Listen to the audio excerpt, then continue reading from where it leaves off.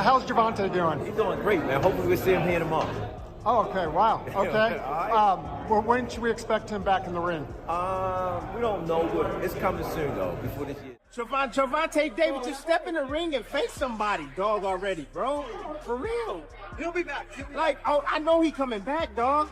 But I'm just saying, like, fight Shakur. However, for legitimate fight purposes, Gervonta Davis, to me, is the #1 attraction in boxing. He's the #1 attraction in boxing.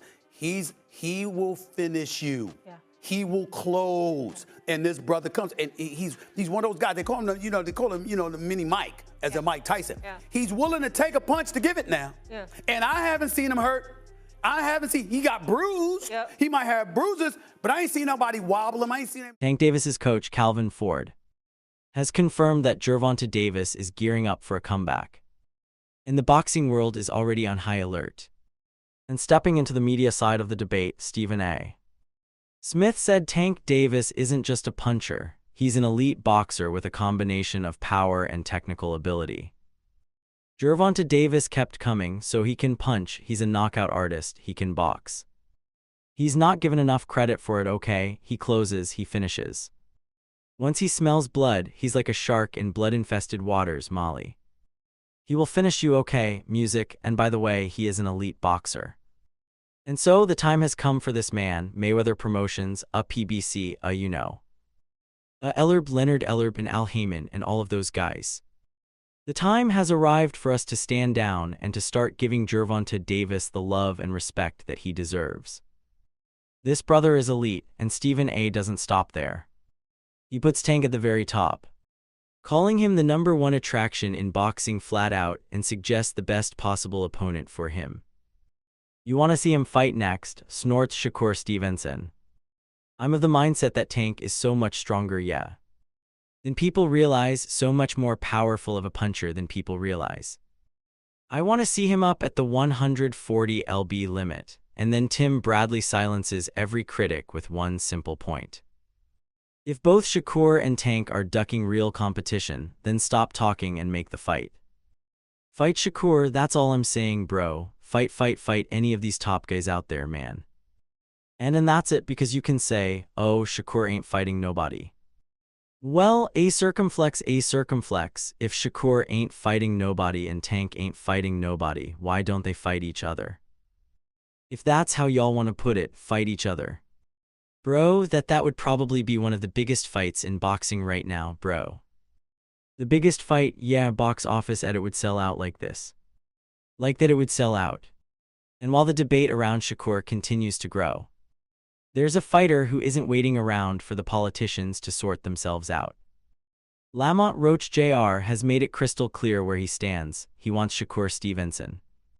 Roach believes that when this one finally gets made, it will be one of the best fights boxing has seen in a long time. Shakur Stevenson, one of the best fighters in the world. I'd love to, get in the ring with Shakur. We talk to each other, and when it comes to fruition, it'll come to fruition. That'll be one of the best fights in boxing, I promise. Man, I would love to see that fight. Adding on another narrative to the hype. Sean Porter has seen elite fighters up close his entire career, sharing the ring with names like Errol Spence Jr. and Terrence Crawford. Now, as the Shakur vs. Tank conversation reaches fever pitch, he insists that anyone expecting a quick Tank knockout is seriously underestimating what Stevenson brings to the table. I said everybody thinks that Tank is going to go in there and just knock out Shakur. It's going to be but it shouldn't have taken this fight. I knew he couldn't knock him out. Right, no, I knew that too, but Shakur is a defensive specialist. Saying this for a long time. If you pay attention to how Tank would react whenever Shakur's name came up, I was like, there's something that Tank knows that most people don't know or understand. There's something that he sees in Shakur. It could be the fact that Shakur was a 2016 silver medalist, He probably got a lot to do with it. He's that, the silver child of the country. Porter then shifted the focus directly onto Davis, arguing that this fight would demand a version of Tank that most fans have simply never seen before. against Shakur's layers of defensive brilliance and ring generalship. Porter believes Davis would be making real-time adjustments round by round rather than hunting for the one shot that ends the night early. For Tank, that kind of fight is uncharted territory. And Porter isn't sure the knockout artist in him can afford to stay patient long enough to win it. With a fight with Shakur, you're going to see this boxing style that you don't usually get from Tank.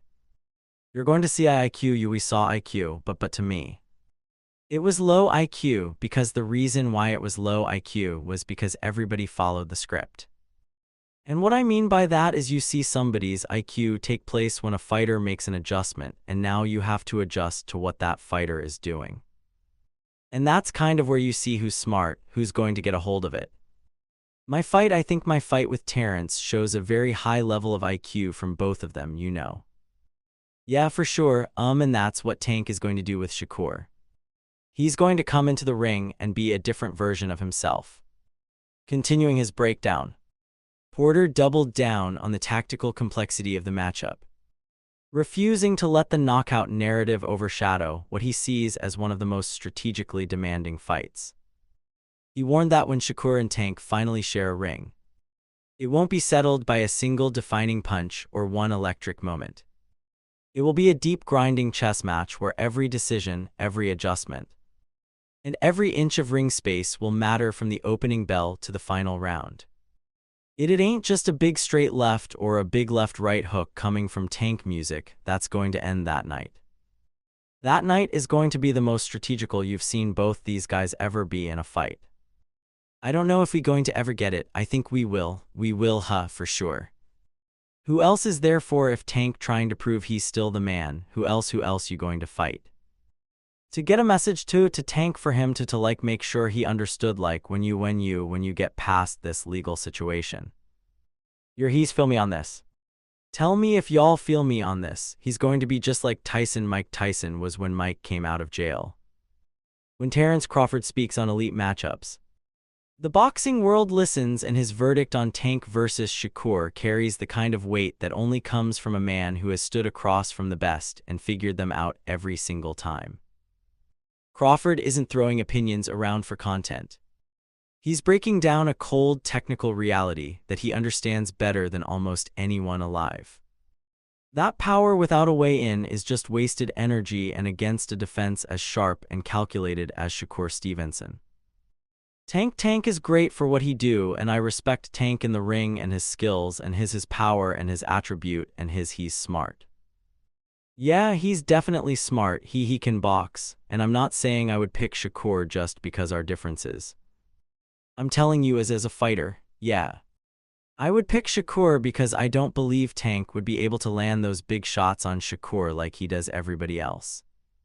And if you thought the debate couldn't get any more personal, Terrence Crawford just turned the heat up completely because Bud doesn't come with stats or breakdowns.